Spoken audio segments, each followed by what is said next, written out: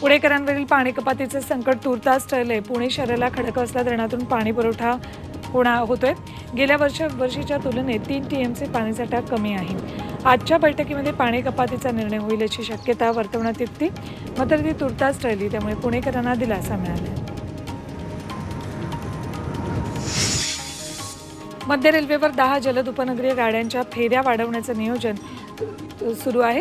नव्या वेळापत्रकानुसार दादर स्थानकातून कल्याणच्या दिशेने फेऱ्या सुरू करण्यात येणार आहेत। तसंच दादर स्थानकावरची गर्दी पाहता फलाट क्रमांक 10 किंवा 11 वर लोकल टर्मिनल करण्याचाही विचार आहे। बहुप्रतीक्षित वर्धा यवतमाळ नांदेड या रेल्वे मार्गातील पहिल्या टप्प्याचं काम पूर्ण झालं। वर्धा ते कळंब या मार्गावर 28 फेब्रुवारीला पहिली गाडी धावणार आहे। या गाडीचं पंतप्रधान नरेंद्र मोदींच्या हस्ते उद्घाटन करण्याची शक्यता आहे। नागपुर प्रशासनाने या उद्घाटन कार्यक्रम अमृत नोनी आर्थो प्लस ये एक प्रूवन फॉर्मूला है। इसमें मौजूद नोनी फल के गुण और आयुर्वेदिक जड़ी बूटियां शरीर को जरूरी पोषक तत्व देने के साथ साथ हड्डियों और जोड़ों के घिसने, उनमें होने वाले सूजन और दर्द को रोकने में मदद करता है। दर्द मुक्त जीवन के लिए अमृत नोनी आर्थो प्लस तयारी सुरू केली। मुंबईच्या धारावीत डीप क्लिनिंग मोहीम राबवण्यात आल्यामुळे धारावी चकाचक झाली। पालिका आयुक्त इक्बाल सिंग चहल यांच्या नेतृत्वात ही मोहीम राबवली गेली। आज धारावी शिवाय सायन्स स्मशानभूमी वरळीतही स्वच्छता मोहीम राबवण्यात आली।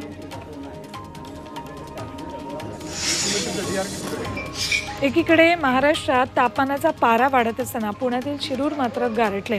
सकाळच्या वेळी पारा 9.3 अंश सेल्सिअस पर्यंत खाली कोसळतोय, त्यामुळे शिरूरकरांना चांगलीच हुडहुडी भरली।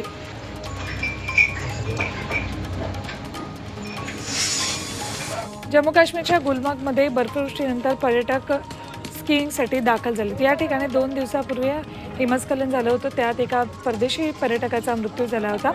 त्यानंतर पर्यटक स्कीइंगसाठी पुन्हा एकदा स्कीइंगचा आनंद घेताना दिसत आहेत। शिरूरच्या जांबूत चंबूत परिसरात बिबट्यानं धुमाकूळ घातलाय। शेतकऱ्यांच्या घरासमोरील बिबट्या रात्रभर ठाण मांडून बसतोय। भीतीने शेतकऱ्यांचं रात्रीच्या वेळी घराबाहेर पडणंही अवघड झालंय, त्यामुळे वन विभागानं तातडीनं वन विभागाचा बिबट्याचा बंदोबस्त करावा अशी मागणी शेतकऱ्यांनी केली आहे। आजपासून 26 फेब्रुवारीपर्यंत पुण्यात महाराष्ट्र डिफेन्स एक्स्पो पार पडणार आहे। डिफेन्स एक्स्पोमध्ये पहिल्यांदाच भारतीय बनावटीचं समर 2 क्षेपणास्त्र आणि आकाशातून हवेत मारा करणारी शस्त्र प्रणाली प्रदर्शित करण्यात आली। पुण्यातल्या कात्रजमध्ये ग्रीक रोमन महाराष्ट्र केसरीच्या कुस्ती स्पर्धा पार पडल्या।